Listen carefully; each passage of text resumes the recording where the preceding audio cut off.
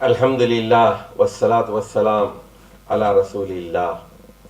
حضرت شعیب علیہ الصلاۃ والسلام اللہ کے ایک نبی تھے۔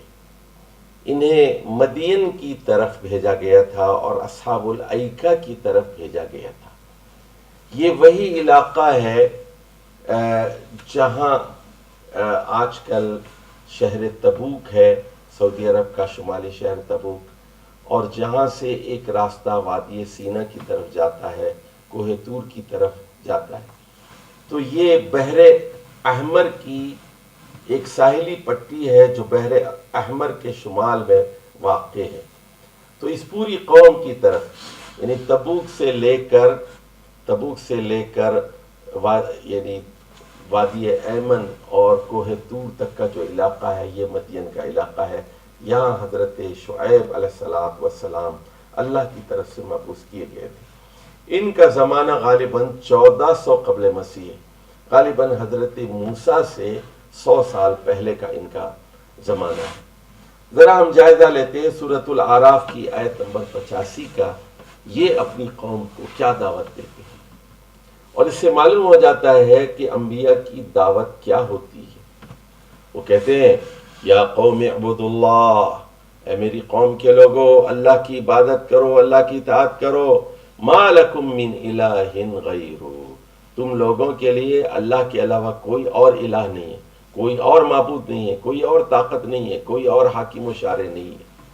قد جاءتکم بینۃ من ربکم، تو یقیناً تم لوگوں کی طرف بینہ آ گئی ہے، صاف صاف ہدایت آ گئی ہے میرے ذریعے سے، میں اللہ کا نبی ہوں۔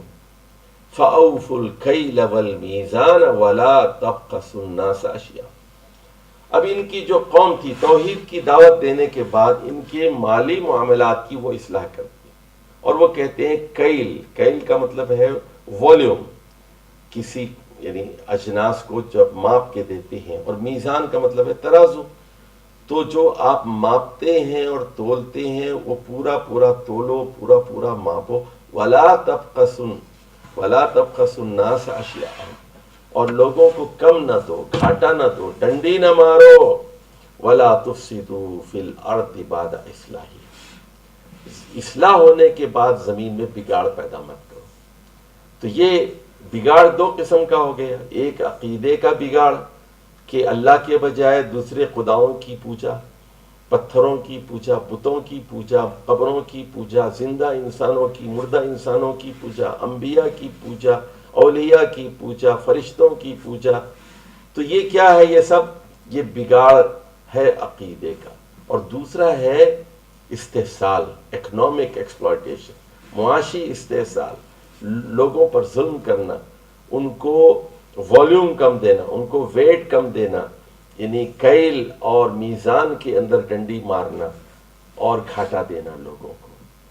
اس کو فساد فی الارض سے تعبیر کیا گیا، اس لیے کہ جب لوگوں کے حقوق پر آپ ڈاکہ ڈالتے ہیں، چوری کرتے ہیں، خیانت کرتے ہیں، اور کم دیتے ہیں، کم تولتے ہیں، کم ماپتے ہیں، اور دوسرے خداؤں کی بندگی کرتے ہیں، تو عقیدے کا فساد بھی اور عمل کا فساد بھی رونما ہو جاتا ہے۔ اور اس دعوت دینے کے بعد وہ کہتے ہیں ذالکم خیر لکم ان کنتم مؤمنین، دھمکی دیتے ہیں کہ تمہیں دعویٰ ہے کہ تم مومن ہو، لیکن تمہارا دعویٰ دلیل کا محتاج ہے، تمہارا دعویٰ جھوٹا ہے، تم شرک میں بھی مبتلا ہو اور میری دعوت پر دھیان نہیں دے رہے ہو۔ میری دعوت یہ ہے اعبدوا اللہ ما لکم من الہ غیرہ، اللہ کی بندگی کرو، تم لوگوں کے لیے اللہ کے علاوہ کوئی اور الہ نہیں۔ تو دعویٰ تمہارا ہے ایمان کا، لیکن ایمان تمہارا صحیح نہیں ہے۔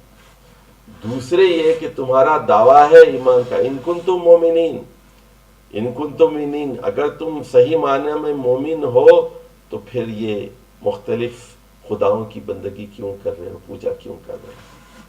تو یہ بات بالکل صاف ہو جاتی ہے کہ جس طرح دیگر تمام انبیاء نے، حضرت نوح نے، حضرت ابراہیم نے، اور حضرت یوسف نے، حضرت اسحاق و یعقوب نے توحید کی دعوت دی، بالکل اسی طرح ان کے بعد آنے والے پیغمبر حضرت شعیب نے بھی اپنی قوم کو توحید کی دعوت دی، اور ہر نبی سب سے پہلے توحید کی دعوت دیتا ہے، باقی مسائل بعد میں، پہلے وہ دعوت توحید کی دیتا ہے۔